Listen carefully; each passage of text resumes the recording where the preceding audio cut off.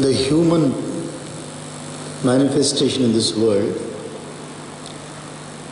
has been given a very, very special capacity by Paramatma. We have seen number of different types of living beings in the world, and what we call as intellectual perception, intellectual grasp. See, we have the first and foremost, every single individual human being has a sense of individuality. Everybody has the sense of individuality, which is the notion of I am different. Every single individual has that sense of notion that I am different. And this difference is more pronounced, more clearly understood when we see somebody and we don't get the feeling that I am seeing myself. When the eyes, the faculty called as the eyes, which has got visual perception. So this, when it sees another thing, it has that clarity that I am seeing somebody other than myself. Even in the mirror when you look, imagine that you have not at all seen the mirror right from childhood. You have never used a mirror at all. You have never seen your reflection. How will you know how your body looks? Even the water reflection. Considering that there is no reflection you have ever seen, how will you know how you look? What will be your own idea of yourself? It would not have been pertaining to the body, but it will be a rough and hazy idea because you see somebody. When you see somebody, you get a feeling of a form. Let us say you see two people similar, so you look. And then you see somebody whom you have been introduced as your brother and sister, they look alike, therefore I also should be looking like this only. So, if you do not have the mirror to see, then you have an assumption. So all these faculties, among all these faculties, the five senses are the most prominent feeders for the intellect as well as the mind. The five senses are the most prominent, because even the other organs of action also, indirectly they are feeding us, indirectly.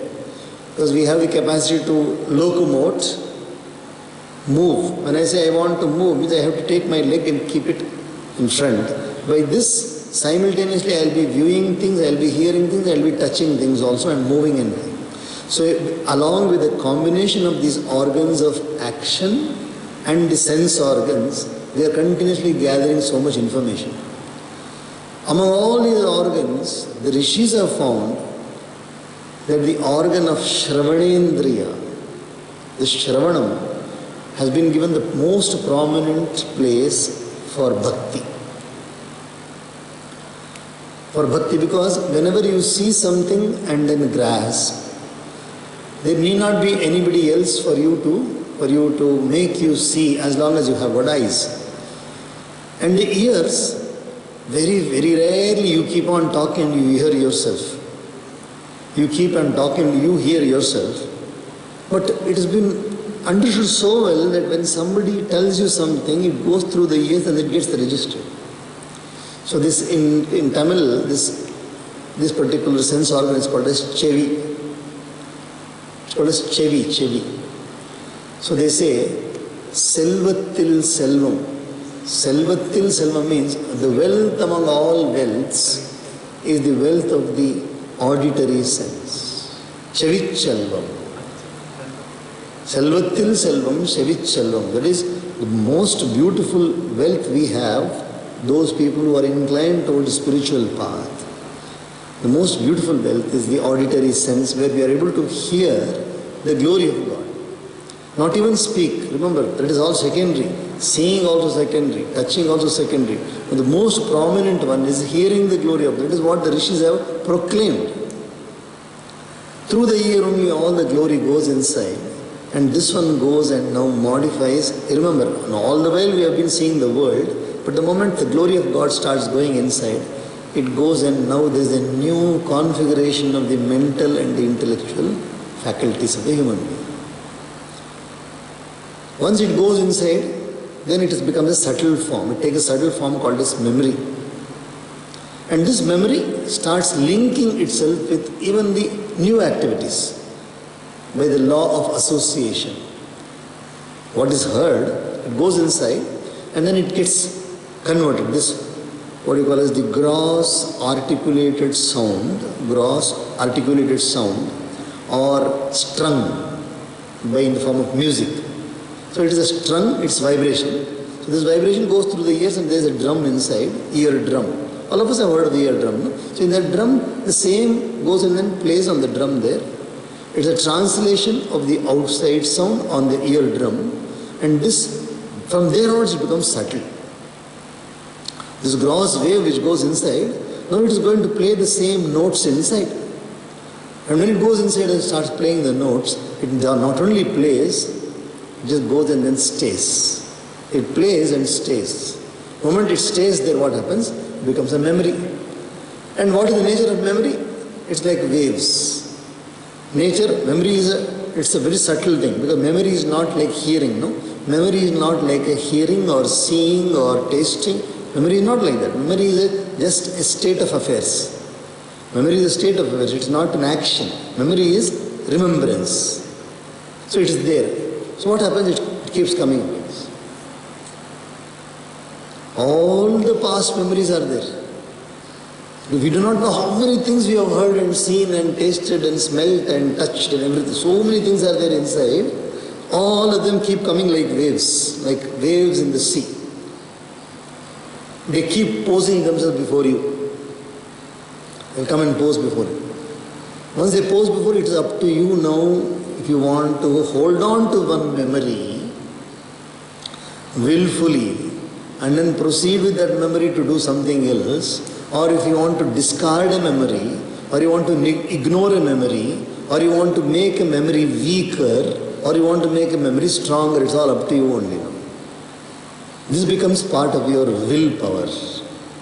So the first step in spirituality is Shravana, listening to the glory of Paramatma in different ways, detaching yourself from all your identities, whatever identities you had, which were incidental. All the other identities were right from the gender, then age, social position, color, all these are incidental. But then you're going to get a new identity where you don't think about all these things. You have only one I remains, because even for listening I is required. I remains, and this I is going to connect with you. So now we'll continue the Sundar Kandam and see how Bhagavan Hanuman is wonderfully going to conduct himself in Lanka. Here on page number 22, we have seen how Hanuman has just climbed the wall of Lanka, which is outside city of Lanka. Jambunadamayai dvarai, Jambunadamayai dvarai, Vaidurya Kritavedikai, Vajraspatika Muktabhir, Manikuttima Bhushitai, Tapta Hataka Niryuhai, Rajatamala Pandurai, Vaidurya Krita Sopanai, Sphatikantara Pansubhihi, Charu Sanjavanopetai,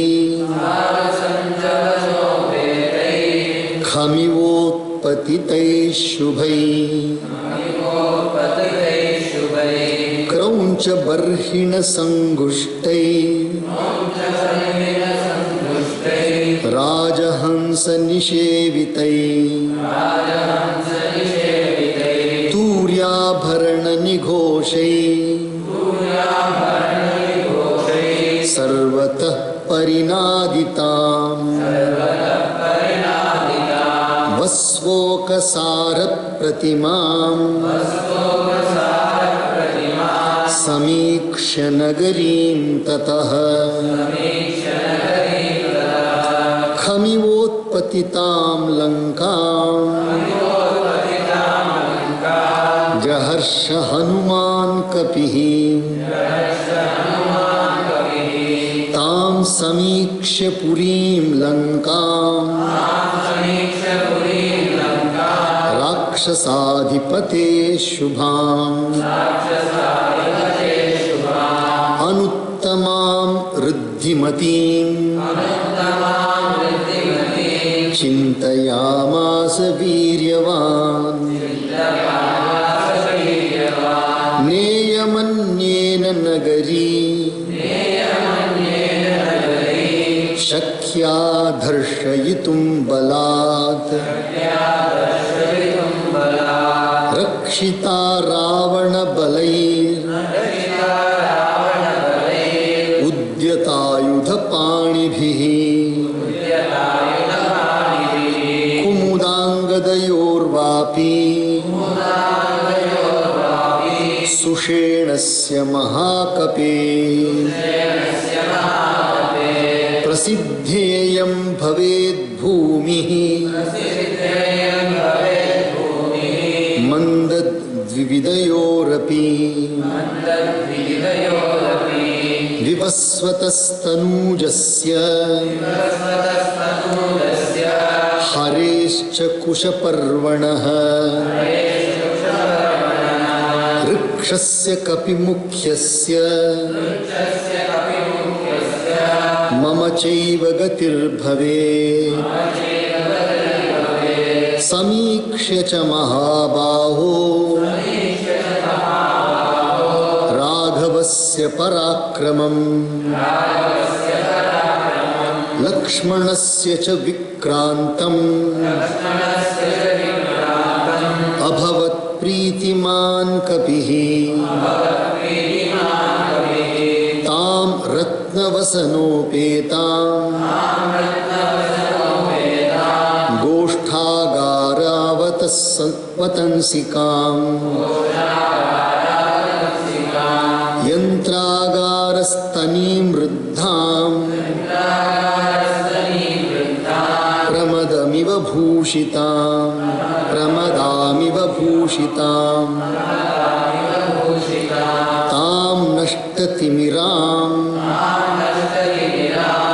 तां नष्टतिमिरां दीपैर्भास्वरैश्च महाग्रहैः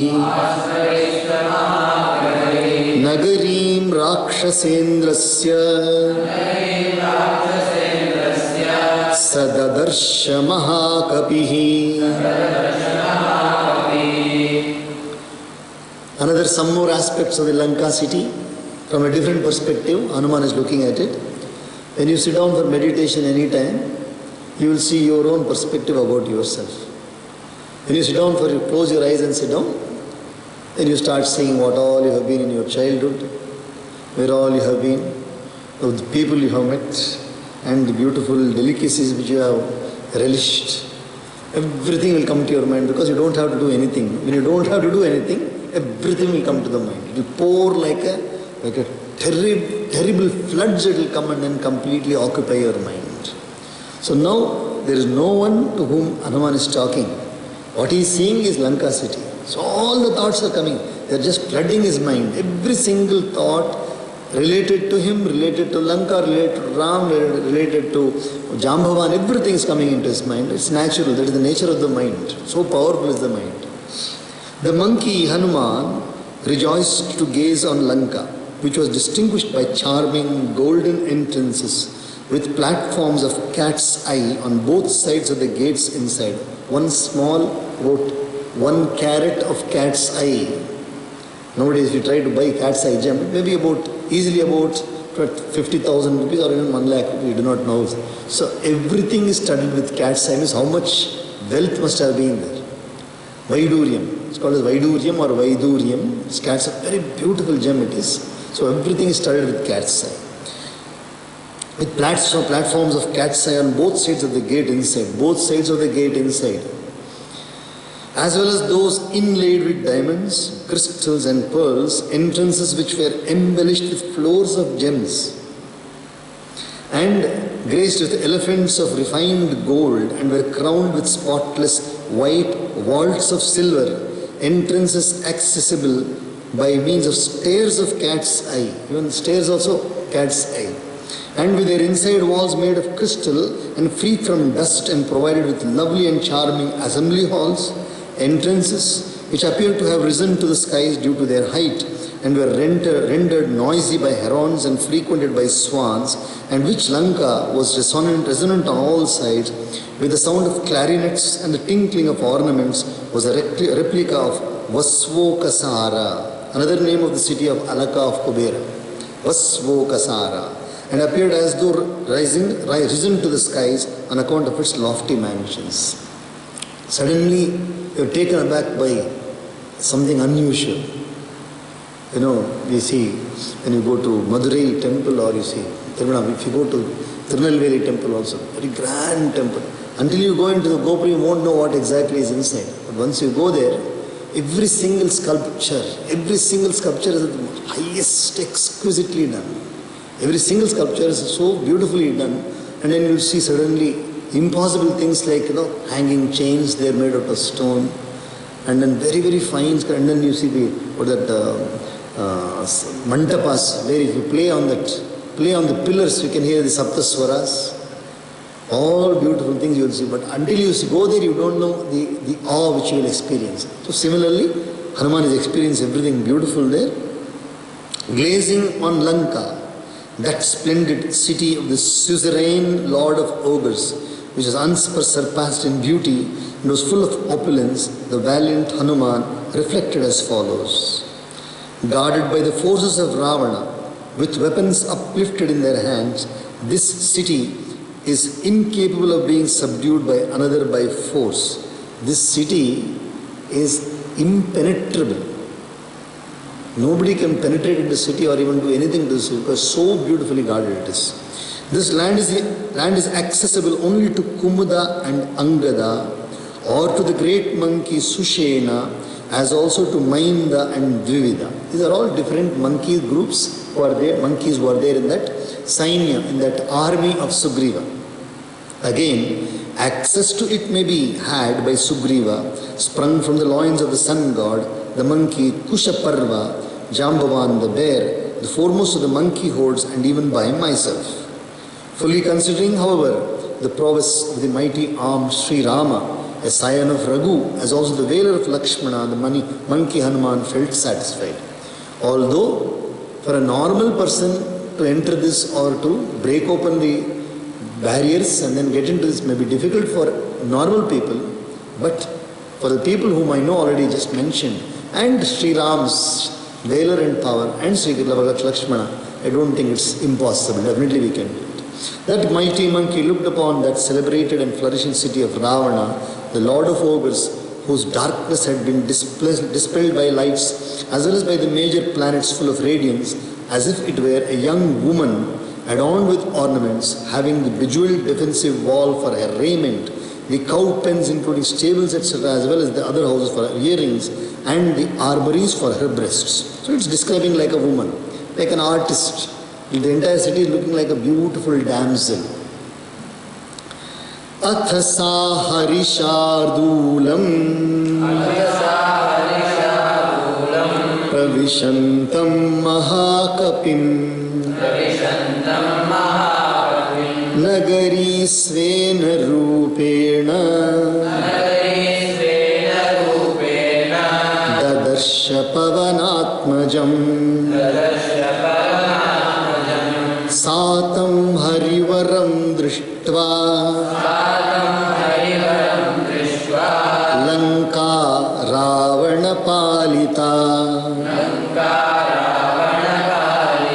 Swayamevotthita tatra Vikritanana darshana Purastha पुरस्तात्तस्य वीरस्य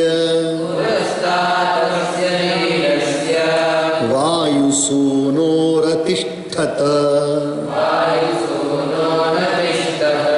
मुञ्चमाना महानादम् अब्रवीत् पवनात्मजम् कस्त्वं केन च कार्येण इह प्राप्तो वनालय कथयस्वेह यत्त्वं यावत् प्राणाधरन्ति ते कथयस्वेह यत्तत्त्वं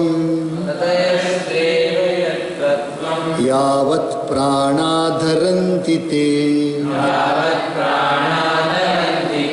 न शक्यं खल्वियं लङ्का प्रवेष्टुं वानरत्वया रक्षिता रावणबलैर् अभिगुप्ता समन्ततः अथ तामब्रवीद्वीरो हनुमानग्रतस्थिताम् कथयिष्यामि तत्तत्त्वं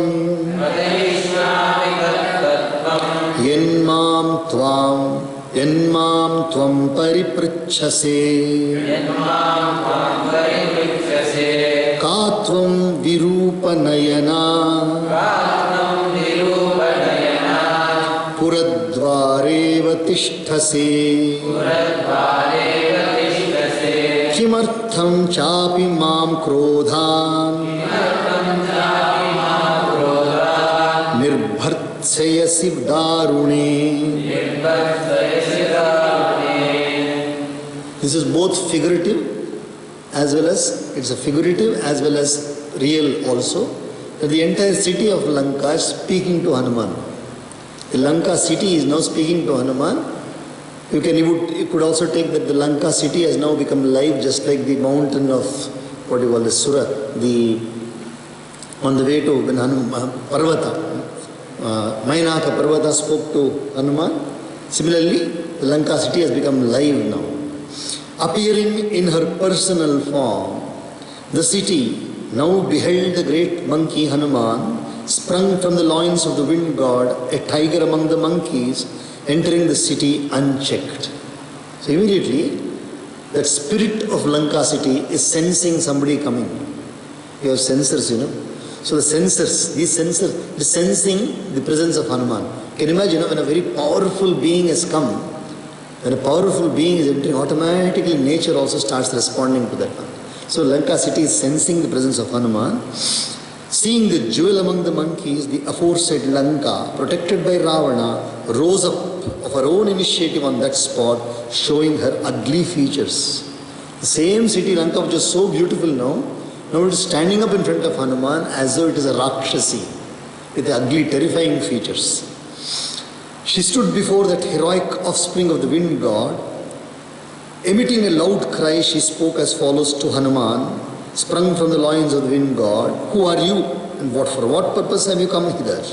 O dweller of the forest, speak out what the truth is, so long as life has its hold on you. You want to keep yourself alive, because it's going to be very matter of few seconds that you're going to lose your life. You have endeavored to do something which you ought not to do, but you have come here. Now tell me who you are and why have you come here. Protected by the forces of Ravana and strongly guarded on all sides, this Lanka can never be penetrated by you, O monkey.